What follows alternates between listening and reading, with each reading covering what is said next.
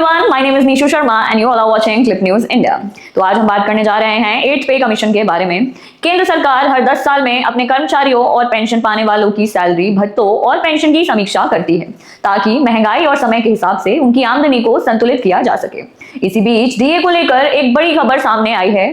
फिलहाल देश में 7वां वेतन आयोग लागू है, जिसकी अवधि 31 दिसंबर 2025 को खत्म मानी जा रही है। ऐसा माना जा रहा है कि इसके बाद 1 जनवरी 2026 से 8वां वेतन आयोग लागू हो सकता है।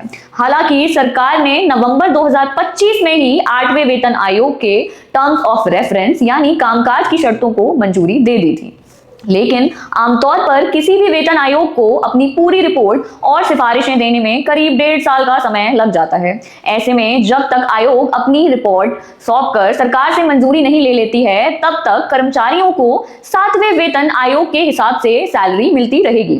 अब सबसे बड़ा सवाल यही है, इस बीच की अवधि यानी ट्रांजिशन पीरियड में सैलरी और महंगाई भत्ता यानी डीए का क्या होगा।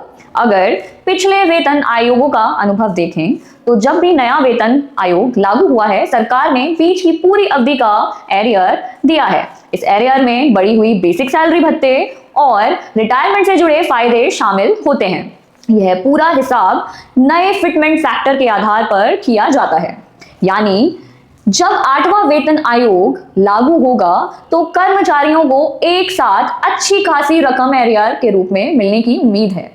अब डीए को लेकर चिंता इसलिए भी ज्यादा है क्योंकि जैसे ही नया वेतन आयोग लागू होगा, उस समय तक जमा हुआ पूरा डीए बेसिक सैलरी में जोड़ दिया जाता है और डीए की गिनती फिर से 0 से शुरू होती है।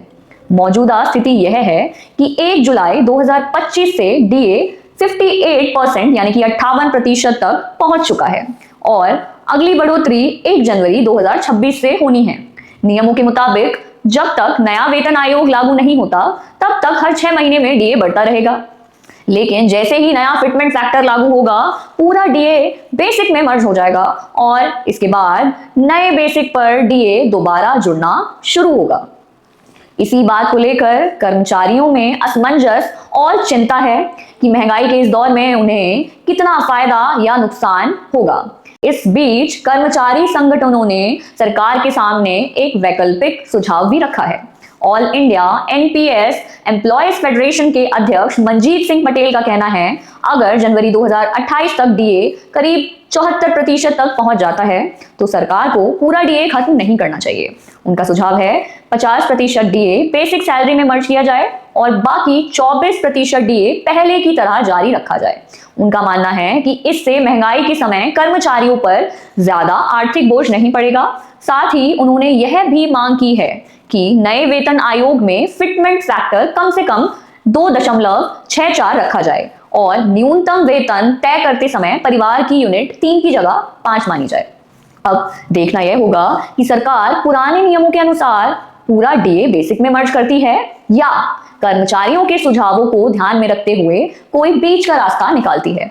फिलहाल इतना तय है कि 8वें वेतन आयोग को लेकर कर्मचारियों की उम्मीदें काफी ज्यादा हैं और आने वाले समय में सरकार का फैसला लाखों कर्मचारियों और पेंशनर्स के लिए बेहद अहम साबित होगा। अब इस पूरी खबर को लेकर क्या सोचते हैं, हमें कमेंट सेक्शन में जरूर बताइएगा और ऐसी ही हर बड़ी खबर के लिए क्लिप न्यूज इंडिया को सब्सक्राइब कर लीजिए। तब तक के लिए नमस्कार, धन्यवाद।